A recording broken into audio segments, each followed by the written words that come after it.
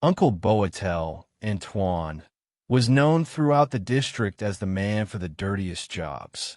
If someone needed manure hauled away, a drainage ditch cleared, a cesspit emptied, or a clogged hole unblocked, they immediately thought of Boatel.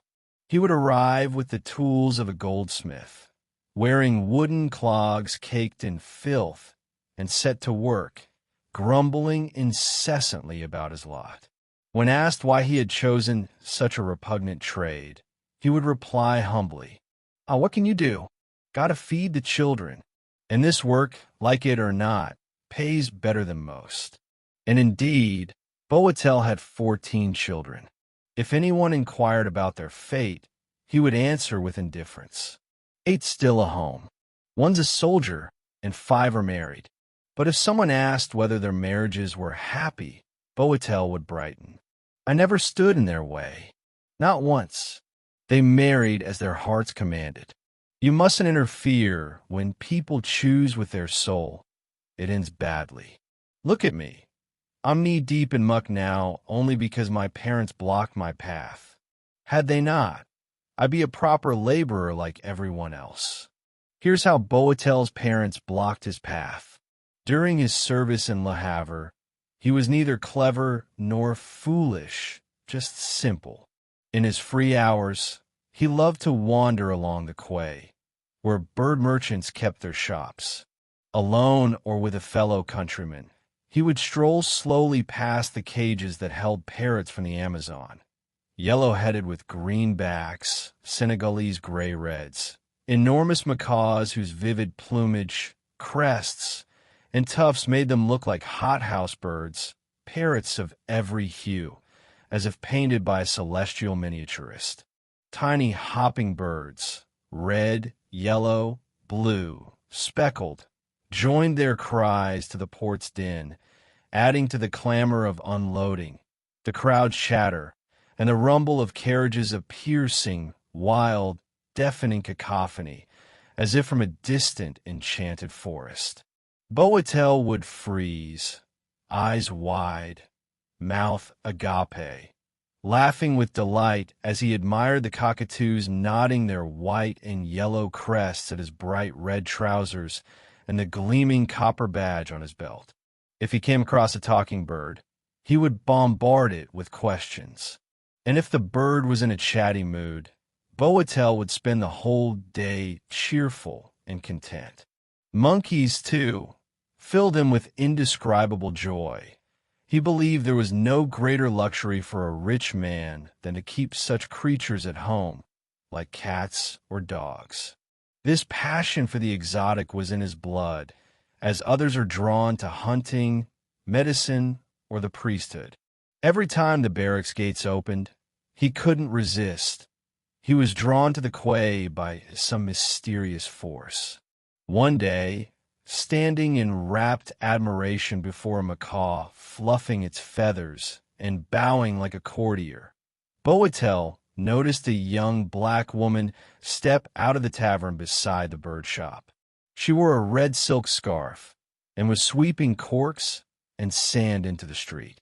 Boatel's gaze darted between the bird and the woman, and it was hard to say which struck him more.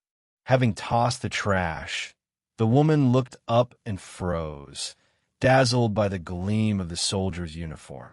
She stood clutching her broom like a sentry while the parrot kept bowing. A few minutes passed, and the soldier, embarrassed by the attention, slowly walked away so as not to seem like a deserter. But he came back. Nearly every day he passed by the Colonial Cafe and saw through the window the young black maid serving beer and vodka to sailors. Sometimes she stepped outside when she noticed him. Without exchanging a word, they soon began smiling at each other like old acquaintances. Boatel's heart fluttered when her dazzling teeth flashed between her dark lips. At last, he entered the tavern and was astonished. The young woman spoke French like anyone else. The bottle of lemonade from which she drank a glass with him remained in his memory as a joyful event. He began visiting regularly, sipping sweet drinks his purse could afford. For him, it was a celebration to see her black hand pour his drink, her teeth shining brighter than her eyes. Within 2 months, they became true friends. At first, Boitel was surprised that her views matched those of the respectable girls from his village. Hard work, thrift, faith, morality. Then he loved her even more, so much that he decided to marry her. He told her so, and she jumped for joy. She had a bit of money left to her by an oyster seller who had taken her in when an American captain dropped her off on the quay in Le Havre. That captain had found her, 6 years old, in the hold of a ship among bales of cotton, several hours after leaving New York. Upon arriving in Le Havre, he entrusted her to the kind-hearted oyster seller, a little black creature. No one knew by whom or how she had been abandoned. When the oyster seller died, the girl became a maid at the Colonial Cafe. "We'll marry, if my parents give their blessing. I won't go against their will. Remember that. Not for anything. As soon as I'm home, I'll be sure to drop a word about it." The very next week, granted a day's leave, he set off for his parents' small farm in Tourteville, not far from Yvetot. He waited for the right moment. After lunch, that sacred hour when a cup of coffee and a shot of vodka loosen the heart, and began to speak with the old folks. He told them he'd met a girl who had so captured his soul that, truth be told, he doubted a better one could be found in all the world. The parents grew wary at once and asked for details. Their son told them everything, except the color of the girl's skin. She was a maid, not wealthy, but hard-working, thrifty, tidy, sensible, and of good character. And that, he said, was worth far more than riches in the hands of a poor housekeeper. Besides, she had some savings left to her by the woman who had raised her. A respectable sum, almost a modest dowry, 1,500 francs in a savings account. Touched by their son's reasoning and trusting his judgment, the old couple began to lean toward agreement. But then Antoine reached the delicate part. With a slight strain in his voice, he said, "There's one thing you might not like. She's not exactly white."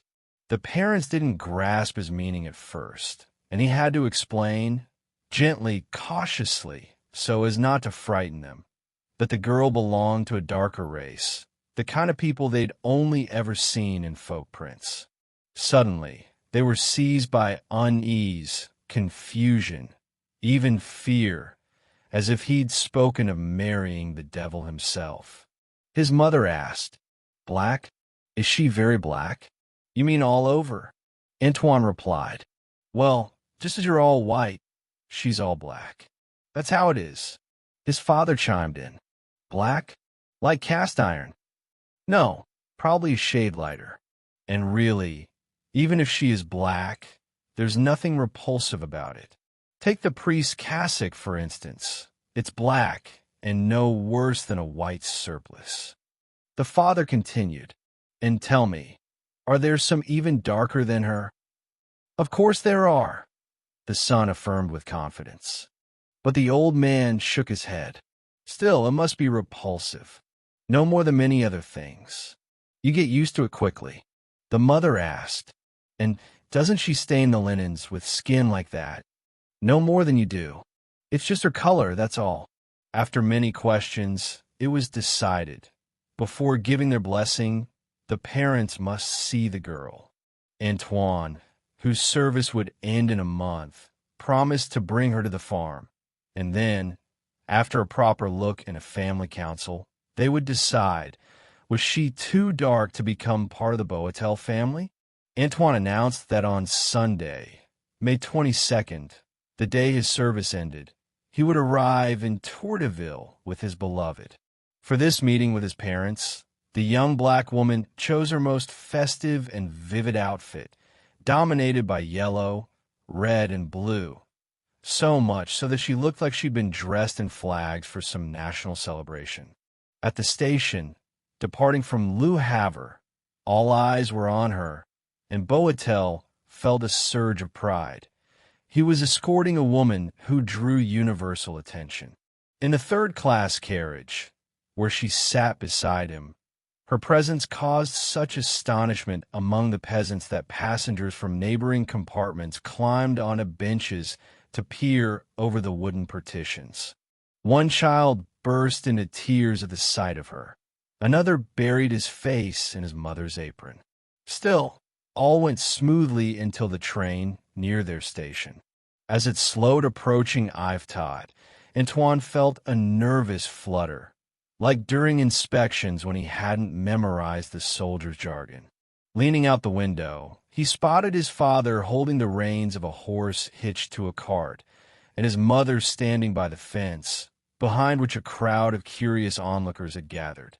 He was the first to step off the train, offered his hand to his companion, and, straightening up as if escorting a general, walked toward his parents. Seeing her son arm in arm with this black, brightly dressed lady, the mother was so stunned she couldn't utter a word, and the father barely managed to control the horse, which reared up, first from fear of the locomotive, then from the sight of the woman. But Antoine, overcome with joy at the sight of his kin, rushed forward with open arms, kissed his mother, kissed his father, paying no mind to the frightened horse, then turned to his companion, who was being stared at in amazement by passers-by, and said, "Well, here she is. I warned you.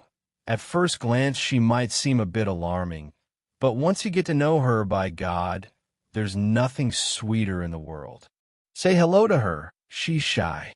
Old Madame Boatel, herself deeply flustered, made an awkward curtsy, and the father removed his cap and mumbled, "Wishing you good health."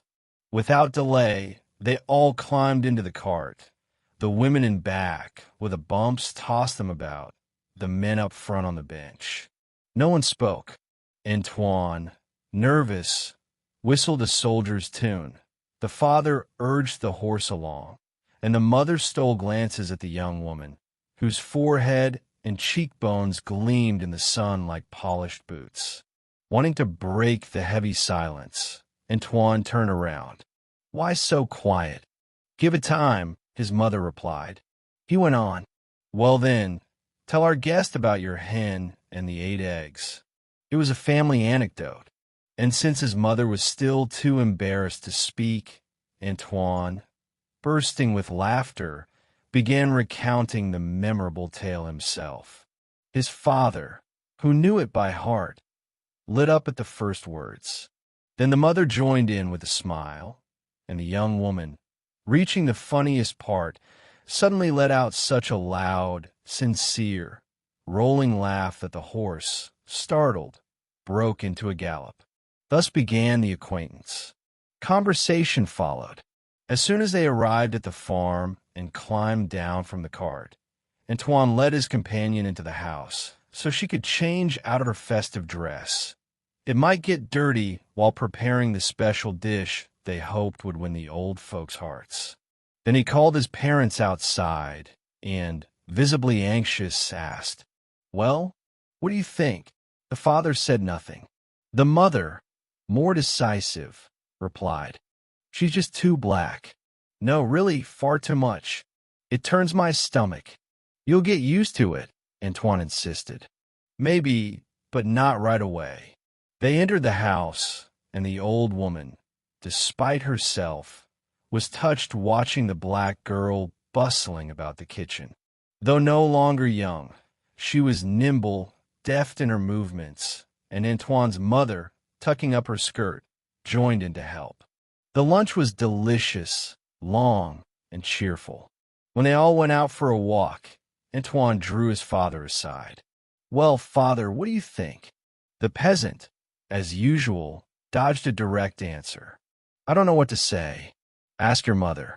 Antoine caught up with his mother, and when they had fallen a little behind the others, he asked, "So, Mama, what do you think?" "Honestly, son, she's just so black. If only she were a shade lighter, I wouldn't object. But this, it's too much. Like the devil himself. Knowing his mother's stubbornness, Antoine didn't argue, but inside him a storm was rising. He couldn't understand why the girl who had so easily won his heart had failed to touch his family. The four of them walked slowly along the ripening fields, their conversation fading into silence. Whenever they passed a farm fence, its inhabitants would rush out to the gate. Boys climbed onto mounds. Everyone hurried to the road to catch a glimpse of the moor brought home by the Boitel son. From afar, you could see people running across the fields as if summoned by a drumbeat announcing the arrival of a living curiosity. Embarrassed by the public attention, the Boitel elders quickened their pace, walking ahead together and leaving their son and his companion far behind. She, trying to understand what his parents thought of her, asked questions. Antoine, stumbling over his words, replied that they hadn't decided yet. On the village square, people poured out of their homes in a flurry. At the sight of the growing crowd, the Boitel parents broke into a run toward home, while Antoine, breathless with indignation, walked beside the woman, proud beneath the astonished gazes of the villagers. He already knew. It was over. There was no hope. There would be no wedding. And she understood it too. As they approached the farm, both began to cry. Back at the house, the black woman changed again to help Antoine's mother with the chores. She followed the old woman everywhere, to the barn, the cellar, the hen house, taking on the heaviest tasks and constantly repeating, "Let me do that, Madame Boitel." By evening, the mother, moved but still unyielding, said to her son, "She's a fine girl. It's a pity she's so black, but truly it's too much. I can't get used to her. Let her go. She's just too black." And Antoine said to his beloved, "She won't budge. Says you're too black. You'll have to go back. I'll take you to the station. But don't lose heart. I'll talk to them again once you've gone." He accompanied her to the station, still trying to give her hope, kissed her, helped her into the train, and stood watching it depart, his eyes swollen with tears. No matter how he pleaded, his parents never gave their blessing. When Antoine Boatel told this story, now known throughout the district, he always added, "Since then, my soul hasn't settled on anything, not a thing. No trade brought me joy. That's why I became a scavenger." People would object. "But you did marry, didn't you?" "Yes, I did. And I won't say my wife isn't dear to me. We had 14 children together. But it's not the same. Not at all. That first one, my black girl, just one look from her, and I forget myself in happiness." Ladies and gentlemen, subscribe to the channel so you don't miss new stories. Share your thoughts and impressions in the comments. I'd love to hear from you.